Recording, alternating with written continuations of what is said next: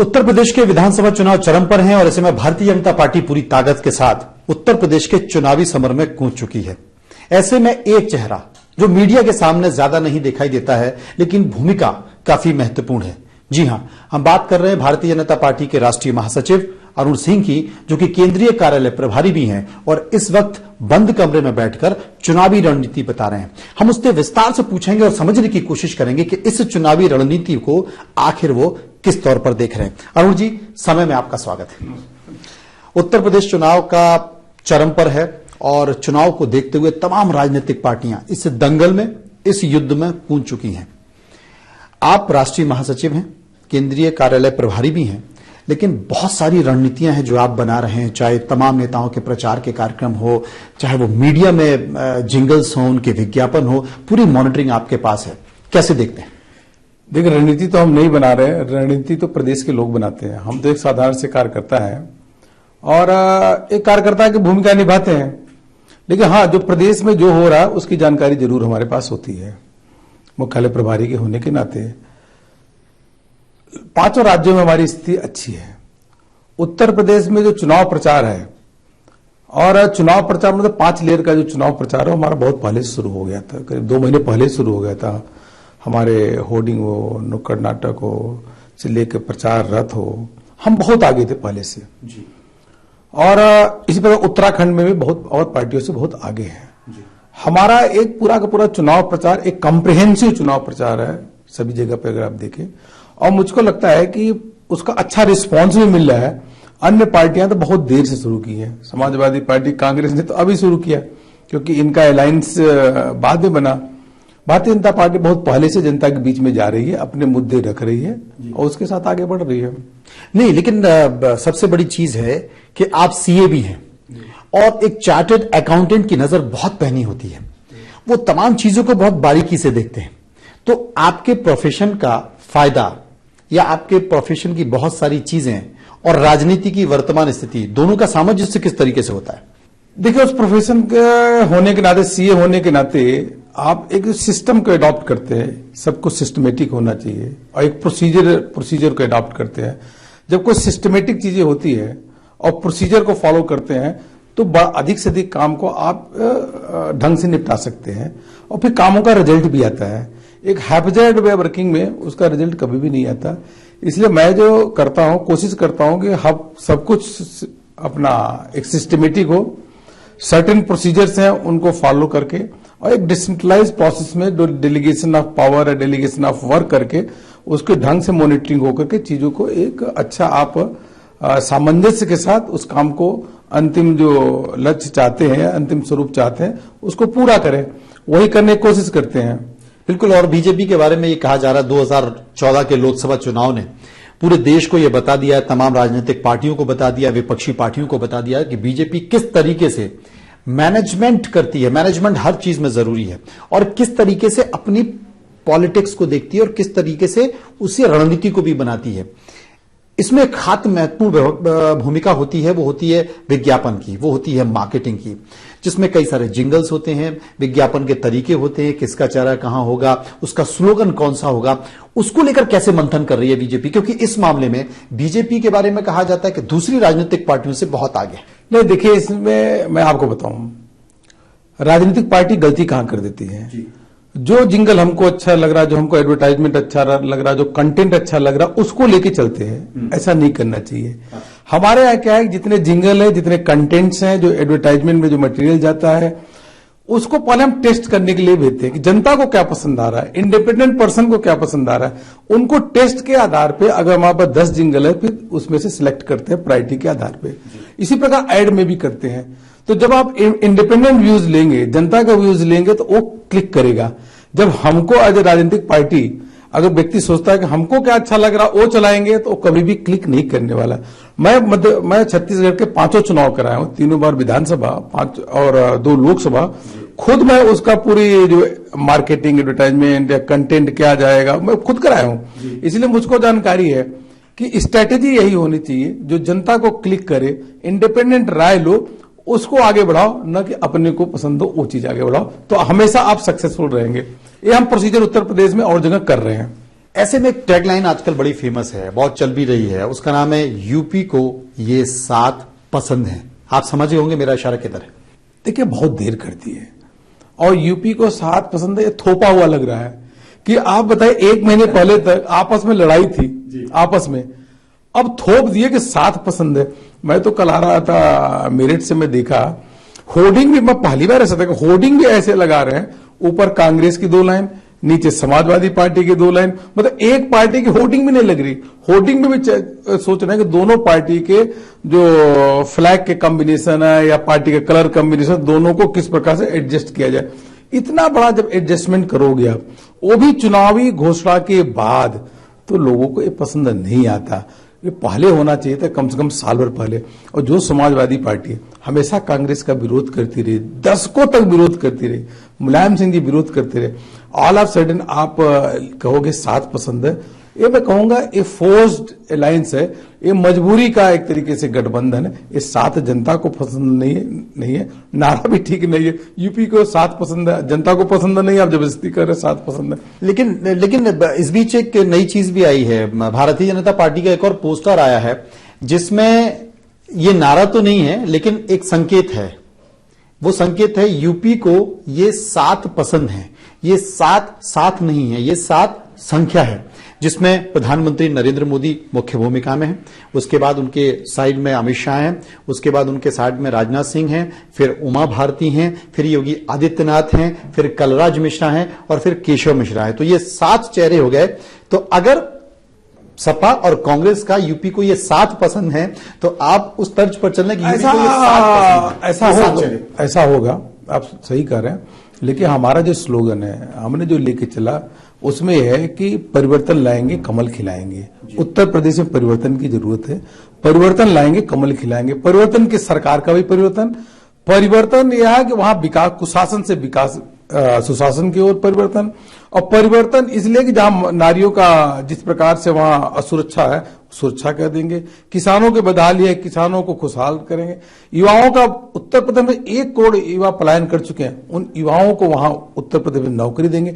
यह परिवर्तन उत्तर प्रदेश में गुंडा राज से मुक्त करा करके एक अच्छी कानून व्यवस्था वहां लागू करेंगे। यह परिवर्तन हम भारतीय जनता पार्टी चाहती है, इसलिए भारतीय जनता पार्टी ने नारा दिया, परिवर्तन लाएंगे, कमल खिलाएंगे। यह हमारा नारा है। और उससे पहले हमने लोगों ने जो चला था, नहीं चाहिए ऐसी सरकार, गुंडा राज की सरकार नहीं चाहिए, किसानों की बदहाली करने वाली सरकार नहीं चाहिए, नारियों के साथ हो रहा अत्याचार बलात्कार नहीं चाहिए ऐसी सरकार, युवाओं का पलायन नहीं चाहिए ऐसी सरकार, यह नहीं चाहिए ऐसी सरकार चला। और साथ में परिवर्तन लाएंगे, कमल खिलाएंगे, यह हमारा स्लोगन है। कुछ भूल तो नहीं गए हैं आप? एक और नारा भूमाफिया और जो कब्जा है वो भी है उसमें। एक बड़ा स्लोगन आपकी पार्टी का था, ये तो बहुत छोटी चीज है, एक बड़ा स्लोगन आपकी पार्टी का था जो आप लोकसभा चुनाव में भी दिया था, उत्तर प्रदेश में भी, सबका साथ सबका विकास। क्या ये चेंज हो गया? यानी कि केंद्र में अलग नारा और राज्य में अलग नारा? नहीं, सबका साथ सबका विकास है। सबका साथ सबका विकास तो हर हम सभा में बोलते ही नहीं है, बल्कि जितने भी हमारे केंद्र सरकार की योजनाएं हैं उसमें सबका साथ सबका विकास लेके हम काम करते हैं। अब आप बताइए, गैस कनेक्शन अगर मुफ्त में मिल रहा है तो सभी जाति, सभी धर्म के सभी लोग को मिल रहा है, कोई ऐसा तो नहीं है। उत्तर प्रदेश में अगर प्रधानमंत्री जीवन सुरक्षा योजना, प्रधानमंत्री जन धन योजना, उत्तर में स्वच्छ भारत के अभियान के तहत इतने अधिक टॉयलेट बनाए गए, एम्स की स्थापना हुई, और उत्तर प्रदेश में किसानों को जो माननीय प्रधानमंत्री जी ने जो घोषणा की थी, उसके बाद गन्ना किसानों को 90%, 99% बल्कि उनका जो पैसा मिल गया। अगर यह सारी की सारी स्कीम जो गांव गरीब किसानों को केंद्र में रख करके प्रधानमंत्री जी की जो योजना है वो लागू ही उत्तर प्रदेश में, तो आप कहीं भी जाके देखेंगे किसी जाति धर्म के आधार पर नहीं लागू की है, सभी धर्मों को, सभी वर्गों को इसका लाभ मिल रहा है। इसीलिए सबका साथ सबका विकास हम कहते नहीं है, उसको हम रियलिटी में इसको जनता के बीच में उसको दिखा भी रहे हैं। लेकिन अरुण जी, आप कहते हैं कि सबका साथ सबका विकास में सभी जात धर्म संप्रदाय के लोग शामिल होते हैं, लेकिन आपकी पार्टी जब टिकट बांटती है, जो 403 विधानसभा सीटों में से एक भी मुस्लिम को टिकट क्यों नहीं देती है? देखिए, उत्तर प्रदेश में मुझको लगता है कि उत्तर प्रदेश के इस वर्ग को, मुस्लिम वर्ग को दशकों से इन लोगों ने, जो सपा बसपा कांग्रेस के लोगों ने बहुत डराया है, बहुत डराया, अपीज मतलब डराया है कि भारतीय जनता पार्टी आएगी तो ये हो जाएगा, भारतीय मतलब इस तरीके से एक माहौल क्रिएट किया। दूसरा, अपीजमेंट की पॉलिटिक्स इन्होंने इसके माध्यम से किया। हमारे पास उपयुक्त कैंडिडेट, अगर जो जीतने वाले कैंडिडेट आते तो भारतीय जनता पार्टी जरूर मुस्लिम वर्ग से कैंडिडेट देती। यही भारतीय जनता पार्टी है। अगर देखिए राजस्थान में मंत्री यूनुस खान, मंत्री है ना, यूनुस खान भारतीय जनता पार्टी के विधायक भी है और मंत्री भी, बढ़िया काम कर रहे हो। हमारे साथ युवा मोर्चा में यूनुस खान ने काम किया है, मैं जब राष्ट्रीय उपाध्यक्ष था युवा मोर्चा का। केंद्र में भी मंत्री है, आप देखिए केंद्र में मुख्तार अब्बास नकवी जी भी हैं, एमजे अकबर साहब भी मंत्री हैं। तो और मुख्तार अब्बास नकवी साहब अटल जी की सरकार में राज्य मंत्री थे, आज भी राज्य मंत्री नहीं, इंडिपेंडेंट है, नहीं इंडिपेंडेंट है। पहली बार तो राज्य नहीं, वो पार्लियामेंट थे, उनके पास दो तीन विभाग है और इंडिपेंडेंट स्वतंत्र प्रभार के। ऐसे बहुत से लोग हैं जो पहली बार चुनकर आए और कैबिनेट मिनिस्टर की शपथ लिए। देखिए, ये तो प्रधानमंत्री का प्रोगेटिव है, प्रधानमंत्री जी को देखना है। नहीं, ये तो प्रधानमंत्री का जो निर्णय होता है, इसमें हम कुछ भी कमेंट नहीं करें। लेकिन जितने भी मंत्री हैं सब लोग स्वतंत्र रूप से अच्छा काम कर रहे हैं, और करें भी क्यों। जब सरकार का मुखिया 18 घंटे काम करेंगे, 20 घंटे काम करेंगे, देश को आगे ले जाने की जो संकल्पना माननीय प्रधानमंत्री जी के मन में है, हम लोगों को उनसे प्रोत्साहन मिलता है, हम लोगों को उनसे इंकरेजमेंट मिलता है। तो जो वो इतना काम करते हैं तो हम लोग सोचते हैं हम लोग भी कुछ काम करें, इसलिए दिन रात हम लोग भी कोशिश करते हैं काम करने का। मुखिया प्रधानमंत्री नरेंद्र भाई मोदी से सभी भारतीय जनता पार्टी के कार्यकर्ताओं को जो प्रेरणा मिलती है काम करने की, और वो अद्भुत है। उसके कारण भारतीय जनता पार्टी के सभी कार्यकर्ता मन लगा के काम कर रहे हैं आज। और यही स्थिति है कि भारतीय जनता पार्टी के ग्राफ देखिए, यूं आज 14 राज्यों में हमारी सरकार है, 14 राज्यों में धीरे धीरे सरकार का ग्राफ बढ़ रहा है। और इवन लोकल पार्टीज के चुनाव में कितना अच्छा परफॉर्मेंस है। आप देखिए, अभी चंडीगढ़ का परफॉर्मेंस भारतीय जनता पार्टी का बहुत अच्छा है, गुजरात का लोकल पार्टी स्थानीय चुनाव की, और महाराष्ट्र का सब अच्छा चुनाव है, अरुणाचल का चुनाव भारतीय जनता पार्टी के पक्ष में, और जगह में भारतीय जनता पार्टी की सीटों में परसेंटेज ऑफ वोट में काफी बढ़ोतरी हुई है, और 14 राज्यों में सरकार है हमारी। एक रुकेंगे छोटे से ब्रेक के लिए, वापस आएंगे तो चर्चा फिर से करेंगे सबका साथ सबका विकास पर, बेसिक छोटे से ब्रेक के बाद।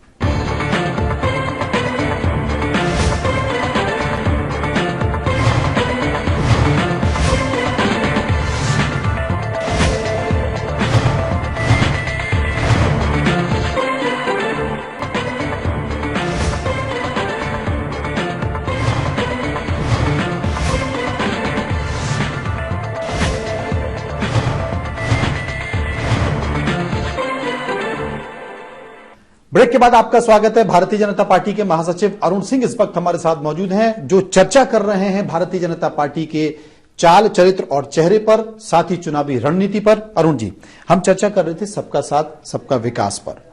आपने कहा कि उत्तर प्रदेश में शायद कोई जिताऊ कैंडिडेट नहीं मिल पाया है, लेकिन उत्तर प्रदेश में करीब 67-68 विधायक चुनकर आए और करीब इतने ही विधायक दूसरे स्थान पर रहे।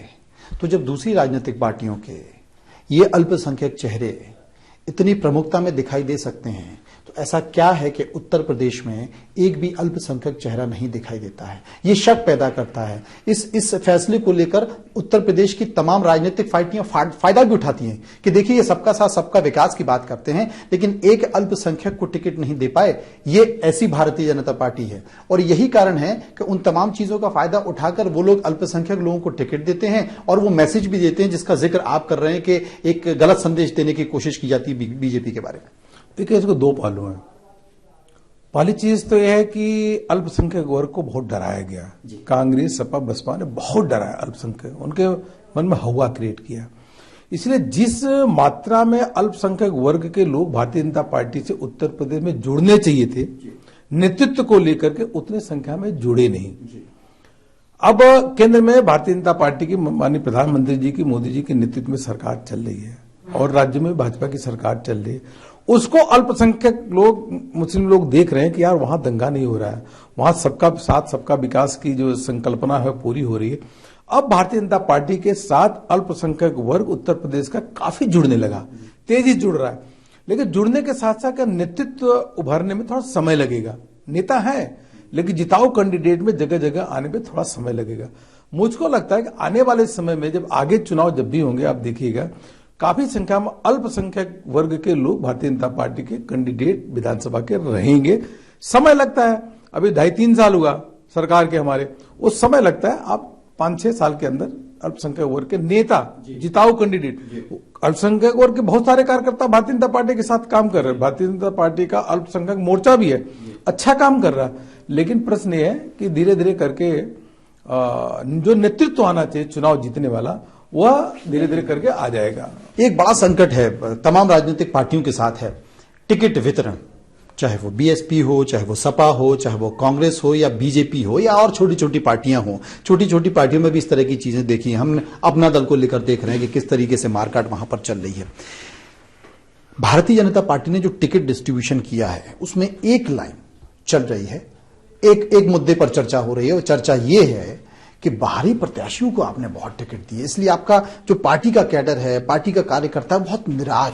अगर समय, मैं आपको समझाता हूं, इसको थियरी क्या है। 2002 के बाद भारतीय जनता पार्टी की 100 सीट से ऊपर उत्तर प्रदेश में कभी नहीं आई जी। 100 सीट से ऊपर विधायक नहीं जीते हैं। अब 2002 के बाद 15 साल होता है, उससे पहले भारतीय जनता पार्टी के विधायक और सांसद की संख्या, विधायक की मंत्रियों की संख्या बहुत अधिक थी जी। पिछली बार 47 सीटें हम केवल जीते, 100 से गिरते गिरते 47 विधानसभा के सदस्य हम जीते, और वो कम करके 42-43 में पहुंच गए। इसका मतलब 300-350 सीटें ऐसी थी जिसमें 15 साल से हम कोई हमारा विधायक था ही नहीं, उसमें लोग जीते ही नहीं। और जो 15 साल पहले के लोग थे वो धीरे धीरे रिटायरमेंट की उम्र में आ गए, मतलब 15 साल जोड़ दीजिए, 60-65 साल की उम्र होती है, वो रिटायर हो गए। इस स्थिति में भारतीय जनता पार्टी चुनाव जीतने के लिए, सरकार बनाने के लिए, क्योंकि सरकार बनाएंगे तो उत्तर प्रदेश आगे बढ़ेगा, भारतीय जनता पार्टी दूसरे पार्टियों से जो भारतीय जनता पार्टी की विचारधारा पर विश्वास रखे, माननीय प्रधानमंत्री जी अमित शाह जी पे विश्वास रखे, ऐसे लोग विधायक और मंत्री दूसरे पार्टियों से परेशान होकर, दूसरे पार्टियों के नेतृत्व से परेशान होकर के भारतीय जनता पार्टी को ज्वाइन किए। इसलिए भारतीय जनता पार्टी उनको उचित गुण दोष के आधार पर उनको टिकट दी। नहीं, ऐसे लोग उसको देने के आधार, ऐसे लोगों ने जिन्होंने पार्टी ज्वाइन की वो खुद भी टिकट मांग रहे हैं, अपने परिवार के लोगों को भी मांग रहे हैं और मिल भी गया। जैसे मैंने कहा ना, तो ये गुण दोष कौन सा? नहीं, मैं देखा अधिकांश लोग भारतीय जनता पार्टी के कार्यकर्ताओं को टिकट दिया गया जी। 70-80 ऐसे रहे होंगे करीब, कि जो दूसरों पार्टी से आए होंगे, वो भी 60 से ऊपर नहीं रहे होंगे संख्या, जो दूसरी पार्टी से आए। लेकिन दूसरी पार्टी से आए तो उनका जनाधार था, क्योंकि वो मंत्री थे या विधायक थे, उनका जनाधार उस क्षेत्र में। आपका क्राइटेरिया जनाधार है, जिताऊ कैंडिडेट कोई भी हो, जिताऊ कैंडिडेट दागदार नहीं होना चाहिए, जिताऊ कैंडिडेट होना चाहिए, दागदार नहीं होना चाहिए। यह जरूर हम देखते हैं, क्योंकि हमको सरकार बनाना ना। अच्छा, आप दावे के साथ कह सकते हैं कि आपने जितने भी लोगों को टिकट वो कोई भी दागदार नहीं है। बीजेपी में कोई दागदार नहीं। बीजेपी में कोई अखिलेश यादव ने कल भाषण में कहा है कि अमित शाह और केशव प्रसाद मौर्य जो समाजवादी पार्टी पर, उनके नेताओं पर आरोप लगाते हैं आपराधिक पार्टी होने का, वो पहले खुद तो अपने आप को देख लें, उनके ऊपर कितने धाराएं लगी। अखिलेश यादव जी को जानकारी नहीं है कि माननीय राष्ट्रीय अध्यक्ष अमित शाह जी के ऊपर कोई केस नहीं है, सुप्रीम कोर्ट से तो बरी हो गए, तो उसके बाद अखिलेश यादव जी को ये कहने का कोई औचित्य नहीं। केशव मौर्य जी पे भी कोई केस नहीं है। अखिलेश जी खुद तो बताया उनके पार्टी में कितने लोग जो हैं उनके ऊपर संगीन अपराध है, संगीन अपराध का केस दर्ज है, 302 का केस दर्ज है। वह बताया उनके लिए क्या किया। ये इनके गायत्री थे। अब भ्रष्टाचार में एक बार उनको कहे कि करप्शन के मामले में अपना माइनिंग में घोटाला किया है, खनन में घोटाला किया, उनको निकाल दिए, फिर उनको जाके टिकट दे दिए। देखिए, अखिलेश जी की बात मत करिए, इसलिए मत करिए कि भारत के इतिहास में ऐसा कभी नहीं हुआ कि एक पुत्र अपने पिता को कुर्सी से हटा करके जबरदस्ती उस कुर्सी पे बैठ जाए, राष्ट्रीय अध्यक्ष बन जाए। ये मुगल काल के समय में तो हमने सुना था कि मुगल ऐसा करते थे, लेकिन आप देखिए भारतीय इतिहास में ऐसा आज तक नहीं हुआ। इसको लोग अच्छा नहीं मानते। चाचा को निकाल दिया, पिताजी के कुर्सी पर जबरदस्ती बैठ गए, समाजवादी पार्टी का जो दफ्तर था उस पर कब्जा कर लिया और केवल वो और उनकी पत्नी आज के दिन में मतलब प्रचार संरक्षक बना दिया मुलायम सिंह जी को। संरक्षक जबरदस्ती हटा दिया ना। मुलायम सिंह जी चीखते रहे बेचारे कि नहीं तुमने गलत किया। अरे स्वेच्छा से बनाओ तो समझ में आता है। क्या हमारी भारतीय संस्कृति यही है क्या कि अपने पिता को, जिसने आपको लोगों को नहीं चाहने के बाद भी आपने को मुख्यमंत्री बनाया, उसी पिता को जबरदस्ती वो चीखते रहे, चिल्लाते रहे कि तुम गलत कर रहे हो। मीडिया के सामने कहा उन्होंने, मीडिया के सामने कहा, लेकिन उसके बाद उन्होंने क्या किया, खुद ही राष्ट्रीय अध्यक्ष बन गए। यह ठीक नहीं है। इतना बड़ा स्वार्थ हित नहीं होना चाहिए। आपकी पार्टी के कुछ नेताओं का दर्द भी ऐसा ही है मुलायम सिंह की तरह। आपकी पार्टी ने भी मार्गदर्शक मंडल बनाया है, अडवाणी जी का, मुरली मनोहर जोशी जी का, यशवंत सिन्हा साहब का। वो भी प्रधानमंत्री बनना चाहते थे, वो भी पदों पर रहना चाहते थे, वो भी मंत्री बनना चाहते थे, लेकिन मार्गदर्शक मंडल बनाकर बैठा दिया। मार्गदर्शक मंडल ऐसा तमाम जानकार कहते हैं कि मूक दर्शक मंडल। देखिए हमारी पार्टी में, देखिए भारतीय जनता पार्टी किसी एक व्यक्ति की पार्टी नहीं है। यहाँ कोई व्यक्ति चाय बेचने वाला प्रधानमंत्री बन जाता है, आम किसान राष्ट्रीय अध्यक्ष भारतीय जनता पार्टी का बन जाता है, और प्रधानमंत्री का उम्मीदवार मूक दर्शक बन जाता है। और नहीं, और पार्टियों में आप देखिए एक परिवारवाद, परिवार के लोग ही पार्टी चलाते हैं, यादव परिवार, गांधी परिवार।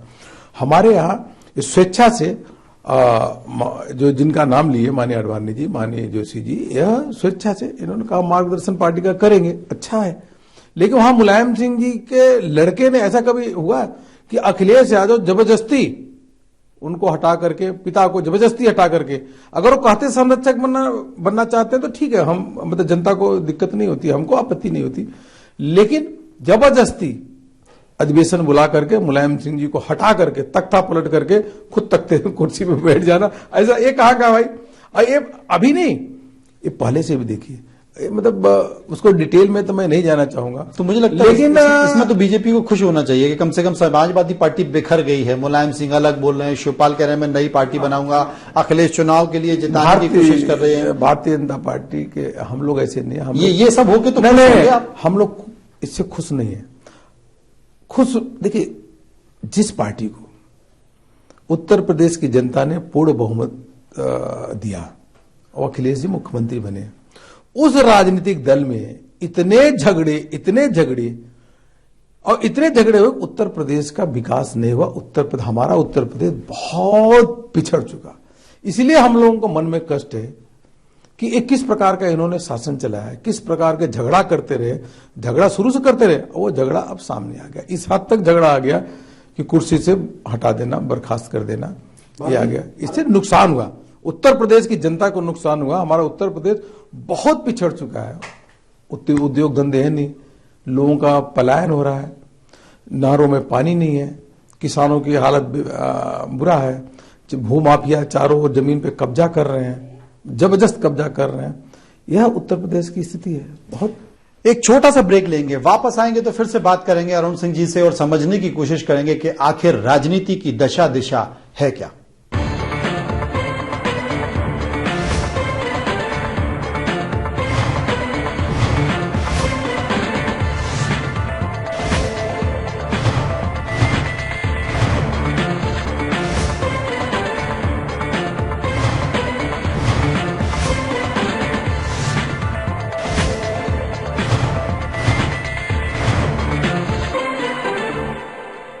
ब्रेक के बाद आपका स्वागत है। कई ज्वलंत मुद्दों पर हम अरुण सिंह जी से चर्चा कर रहे हैं। अरुण जी, सरकार का बजट आ गया है, सरकार ने कई ऐतिहासिक फैसले लिए। पाकिस्तान की सर्जिकल स्ट्राइक, जिससे पाकिस्तान को कम से कम मुंहतोड़ जवाब मिला, कोई शक नहीं है, ये हुआ है। नोटबंदी के बारे में विपक्षी पार्टियां ये कहती हैं कि ये देश के ऊपर सर्जिकल स्ट्राइक है। नोटबंदी को लेकर क्या मानते हैं, क्योंकि बड़ा मुद्दा भी है ये विधानसभा चुनाव। देखिए, नोटबंदी के बाद 3 जगह पे चुनाव हुआ। महाराष्ट्र में स्थानीय चुनाव हुआ, गुजरात में स्थानीय निकाय का चुनाव हुआ, और यहां का चुनाव हुआ, चंडीगढ़ का चुनाव हुआ। भारतीय जनता पार्टी को सफलता प्राप्त हुई, एक तरफा सफलता प्राप्त हुई। देश की जनता चाहती है कि जो काला धन वाले उन पे कार्रवाई होनी चाहिए, देश के बेईमानों पे कार्रवाई होनी चाहिए। जो आतंकवादी संगठन जिस प्रकार से काले धन का उपयोग करते, नकली नोटों का काम करते हैं, ड्रग माफियाओं पे कार्रवाई होनी चाहिए। यह जनता चाहती थी, जिसको प्रधानमंत्री जी ने किया। हम बताएं, उत्तर प्रदेश में 10 से 11 जिलों में लगातार मैंने भी परिवर्तन यात्रा के दौरान प्रवास किया। मिर्जापुर गया, मैं अलीगढ़ गया, हाथरस गया, कई जिलों में गया। जनता खुश है और जनता खुश है, जनता को भरोसा है। भरोसा इस बात का है कि यह प्रधानमंत्री नरेंद्र भाई मोदी अपने लिए कुछ नहीं करते, जो करते हैं हमारे लिए करते हैं। वो तो कहते हैं कि मैं तो एक झोला लेके आया हूं, झोला लेके चला जाऊंगा, मेरा क्या, मैं तो जनता की ही सेवा करता रहूंगा और मैं झुकने वाला नहीं हूं। विपक्ष की पार्टी जितना आरोप लगाती रहे, लेकिन मैं झुकूंगा नहीं। मैं देश की सेवा, गरीब की सेवा, समाज की सेवा के लिए जो हो सकेगा कड़े निर्णय लूंगा, क्योंकि यही सेवा हमारी सर्वोपरि है। यही कहते, ये जनता को क्लिक है, जनता ये समझती है। अगर जनता को अगर ये समझ में है कि हमारा मुखिया हमारे लिए कर रहा है, जो भी निर्णय लेंगे वो देश की जनता, 125 करोड़ जनता माननीय प्रधानमंत्री जी के साथ में है। लोग लाइन में लगे रहे, लोगों को कष्ट हो रहा था, लेकिन ये बताइए कि लगभग 1800 से ऊपर सभाएं हुई उत्तर प्रदेश में परिवर्तन यात्रा के दौरान।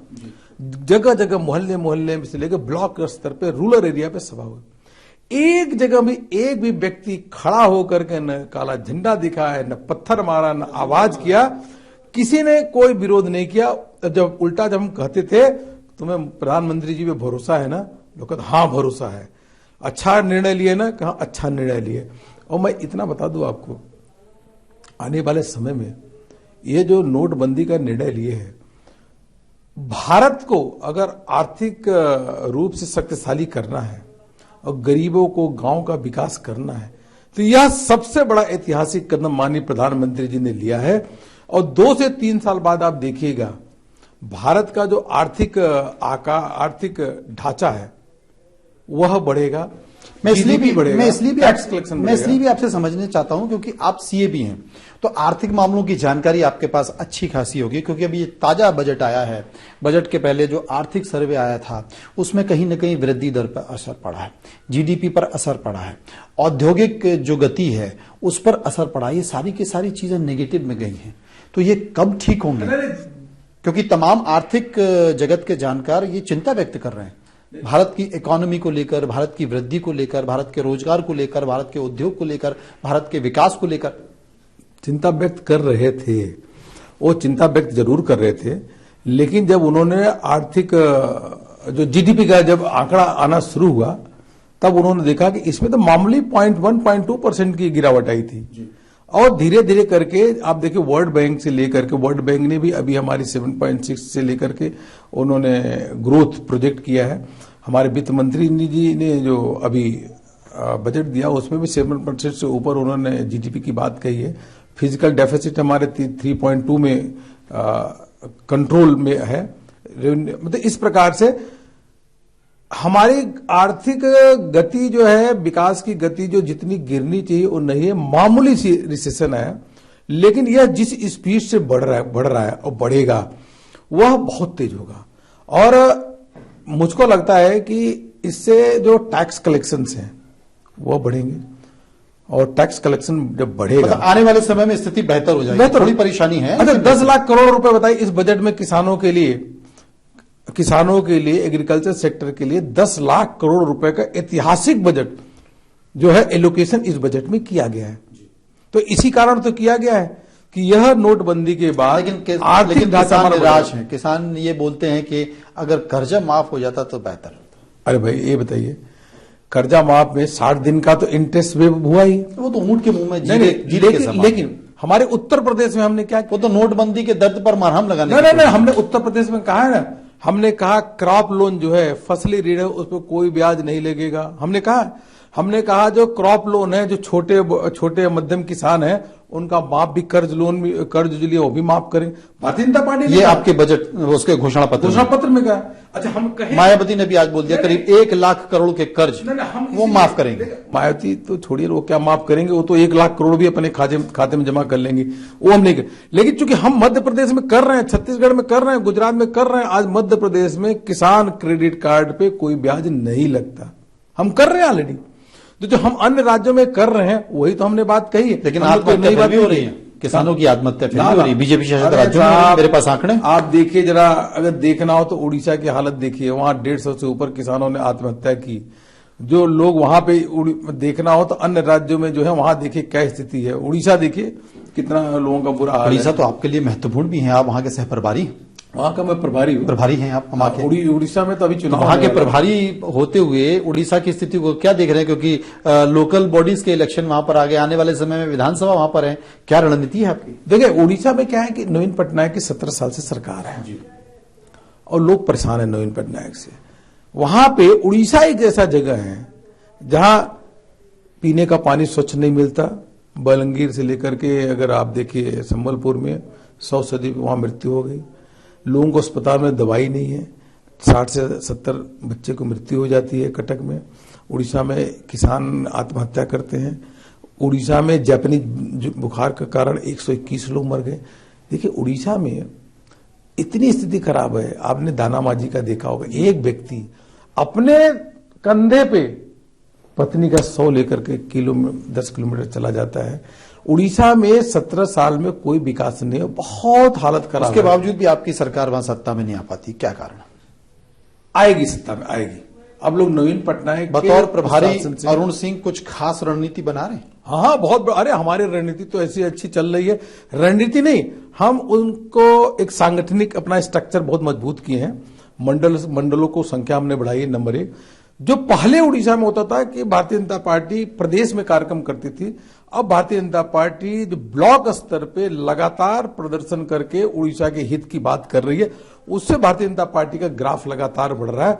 मुझको लगता है इस चुनाव में भारतीय जनता पार्टी का जनाधार और अच्छा बढ़ेगा और सफलता प्राप्त होगी। अब आने वाले समय में 2019 में भारतीय जनता पार्टी की पूर्ण बहुमत की सरकार उड़ीसा में बनेगी, यह तय है। यूपी में आपने मुख्यमंत्री पद का चेहरा नहीं दिया, कारण? नाराजगी? नहीं नाराजगी। कभी कोई नाराज, कभी कोई नाराज। अच्छा ये बताइए, हमने महाराष्ट्र में कोई चेहरा दिया था? नहीं दिया। हमने हरियाणा में कोई चेहरा दिया? हमने झारखंड में कोई चेहरा नहीं दिया। भारतीय जनता पार्टी की सरकार बनी। और भी पहले अगर मैं जाऊं तो 2003 में भी देखिए हमने छत्तीसगढ़ में कोई चेहरा ही नहीं दिया था। तो यह तो पार्टी के पार्लियामेंट्री बोर्ड को तय करना होता है। आने वाले राज्यों के चुनाव में आपकी ये रणनीति बरकरार रहेगी कि हम आने वाले विधानसभा चुनाव में, चाहे वो कहीं पर हो, चाहे वो उड़ीसा में हो, मध्य प्रदेश में हो, छत्तीसगढ़ में हो, राजस्थान में हो, गुजरात में हो, मुख्यमंत्री पद का चेहरा नहीं देंगे? नहीं, ऐसा नहीं होता।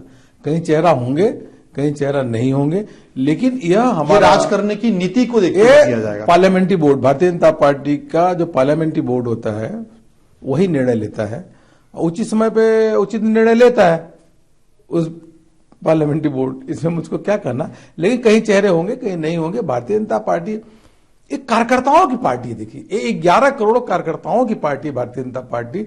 अन्य पार्टियों के से भारतीय जनता पार्टी को जब समझ जाएंगे कि बिल्कुल ही अलग है, अन्य पार्टियां एक परिवार की पार्टी है भारतीय जनता पार्टी। विश्व की सबसे बड़ी कार्यकर्ता की पार्टी कहा जाता है। 11 करोड़ से ऊपर। उत्तर प्रदेश में 72 के आसपास आपके पास लोकसभा की सीट है, उसके बावजूद भी इतनी माथापच्ची क्यों यूपी में? कोई माथापच्ची नहीं। भारतीय जनता पार्टी का कभी भी टिकट देखेंगे आप, भारतीय जनता पार्टी का टिकट बाद में डिक्लेयर होता है। नहीं, जीतने को लेकर इतनी माथापच्ची क्यों, जबकि लोकसभा चुनाव में 72 सीटें, इतना भारी बहुमत। अरे भाई साहब मायावती का, सुपड़ा साहब कांग्रेस का, और जिसे आप परिवार की पार्टी कहते हैं समाजवादी पार्टी, उसके पास महज 5 सीटें। उसके बाद इतनी माथापच्ची क्यों? आपको तो क्लीन स्वीप कर जाना चाहिए। चुनाव दूसरा कोई है ही नहीं, नहीं, नहीं है। चुनाव सिर्फ बीजेपी है चक्कर में। देखिए चुनाव में युद्ध स्तर पे लोगों को तैयारी करनी चाहिए, वही भारतीय जनता पार्टी करती है। अन्य पार्टियां प्रचार प्रसार कर रही है, तो भारतीय जनता पार्टी उत्तर प्रदेश के विकास के लिए भारतीय जनता पार्टी के कार्यकर्ता पूरी ताकत लगाए हैं, मुद्दों को लेकर के नीचे जा रहे हैं और जनता के बीच में जा रहे हैं कि भैया बहुत हो गया 15 साल का सपा बसपा का कुशासन, ये 5-5 साल की ठेकेदारी बंद करो। अब इस बार केवल भारतीय जनता पार्टी को आगे बढ़ना है, भारतीय जनता पार्टी की सरकार बननी चाहिए, क्योंकि जब देश आगे बढ़ रहा है तो उत्तर प्रदेश भी आगे बढ़ना चाहिए। और जिस राज्य से प्रधानमंत्री आते हो, जिस राज्य से गृह मंत्री आते हो, अगर सबसे अधिक केंद्र का ध्यान रहेगा तो उत्तर प्रदेश में ध्यान रहेगा। लेकिन शर्त इतना है कि जब देश का मुखिया अगर प्रदेश को बढ़ाना चाहता है तो प्रदेश में भी भारतीय जनता पार्टी का मुख्यमंत्री अगर होगा तो प्रदेश का चौमुखी विकास होगा। इसलिए भारतीय जनता पार्टी की सरकार बननी चाहिए। सरकार बननी चाहिए। एक छोटा सा ब्रेक लेंगे, ब्रेक के बाद वापस आएंगे तो बात करेंगे 5 राज्यों के विधानसभा चुनाव पर। बस एक छोटे से ब्रेक के बाद।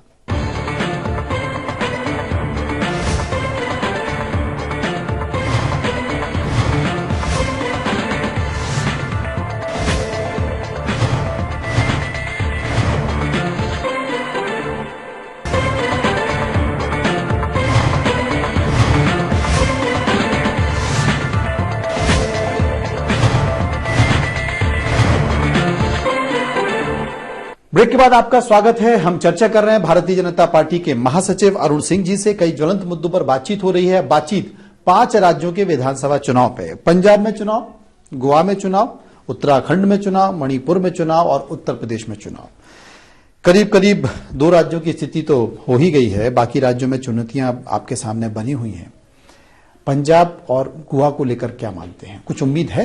नहीं, देखिए, गोवा में तो हमारी भारतीय जनता पार्टी की सरकार पुनः रिपीट हो रही है, बन रही है। हाँ, क्योंकि ये परिणाम आएंगे तो हम आपको बयान चलाएंगे। आप देखिए, हमने तो पहले भी जो कहा वही हुआ, आप देख लीजिएगा कभी भी।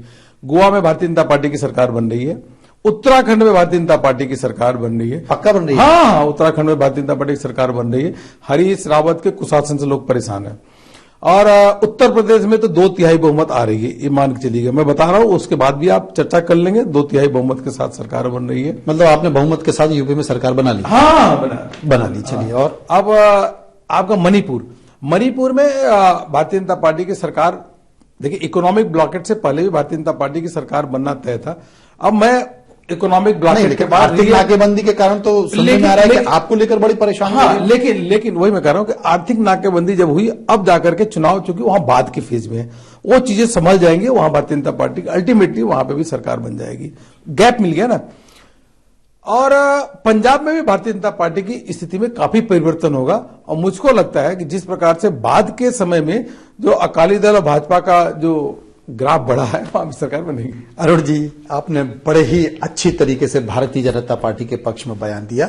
मतलब उत्तर प्रदेश में आपकी सरकार बहुमत की बन रही है, पंजाब में आपकी सरकार बहुमत की बन रही है, उत्तराखंड में आपकी सरकार बहुमत की बन रही है, मणिपुर में आपकी सरकार बन रही है और गोवा में भी आपकी सरकार बन रही है। काहे को माता पच्ची कर रहे हैं? अपने सारे नेताओं को बोलिए फिल्म देखिए, मॉल वॉल घूमिए, जरा पर्यटन स्थल पे जाइए।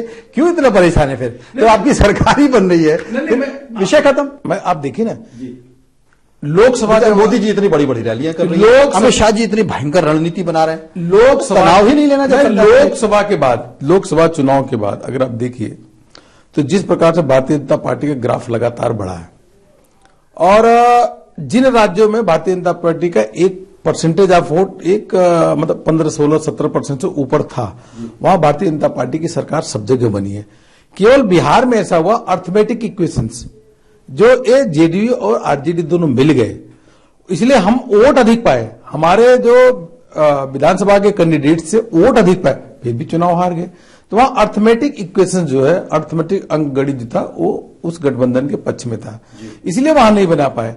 नहीं तो वहां भी सरकार भारतीय जनता पार्टी की बनती। उसके बाद असम में देखिए, भारतीय जनता पार्टी की सरकार बनी नहीं, पूर्ण बहुमत की सरकार भारतीय जनता पार्टी की है।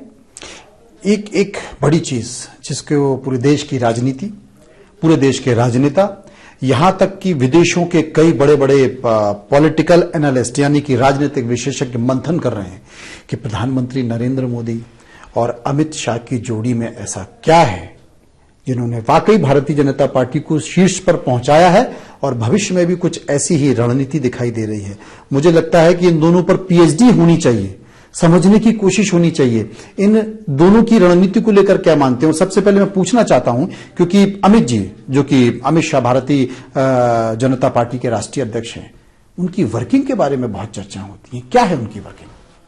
देखिए, राष्ट्रीय अध्यक्ष जी अमित भाई साहब इतना अधिक प्रवास करते हैं और इतना अधिक मेहनत करते हैं। अगर आप कभी उनके बारे में अलग से बैठेंगे तो मैं बताऊंगा, इतना अधिक पार्टी का जनाधार कैसे बढ़े।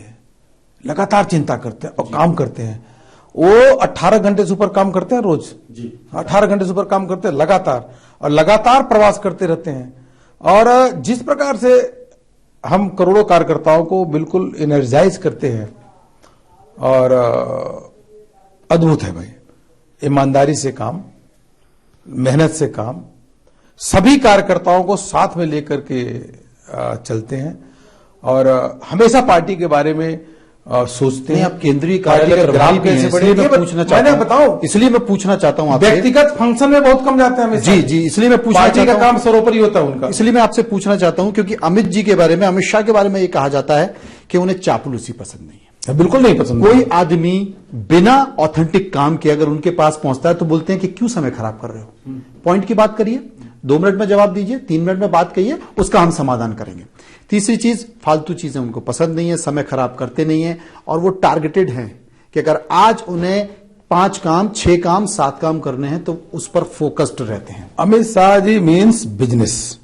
सीधे पार्टी का ग्राफ कैसे आगे बढ़े, पार्टी का जनाधार कैसे आगे बढ़े, इसके बारे में प्रवास करना, लोगों को काम में लगाना, उसकी अकाउंटेबिलिटी फिक्स करते हैं कि काम किया कि नहीं किया, लगातार। मतलब अब प्लस नॉलेजेबल इतने हैं, उन्होंने सब कुछ, आप किसी विषय पे उनसे चर्चा करिए, कभी अंबेडकर पे करिए, गांधी पे करिए, किसी चीज पे उनसे चर्चा करिए, उनको बहुत जानकारी, मैं बताऊं बहुत जानकारी, जो लोगों को कम मालूम है। एक मल्टीनेशनल कंपनी के सीईओ की तरह काम करते हैं। मैं कहूं कि मल्टीनेशनल के सीईओ नहीं तो मैं कहूं 11 करोड़ जो एक सदस्य वाली भारतीय जनता पार्टी के मुखिया के रूप में, संगठन के मुखिया के रूप में अगर काम कर रहे हैं अपना अमित भाई शाह, और यही 11 करोड़ भी उन्हीं के नेतृत्व में हुआ। हम लोगों को बहुत उनसे काम सीखने का मौका मिल रहा है और जो कहते हैं हम लोग पूरे भारतीय जनता पार्टी के कार्यकर्ता काम। और प्रधानमंत्री नरेंद्र मोदी, देखिए प्रधानमंत्री नरेंद्र भाई मोदी का तो सब मान चुके हैं कि वो अद्भुत मतलब व्यक्ति हैं।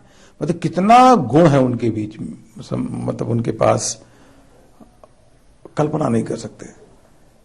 लगातार काम करना, ईमानदारी से काम करना, अलग अलग विषयों पे बोलना, लोगों को गाइड करना, देश हित राष्ट्र हित सर्वोपरि उनके मन में है।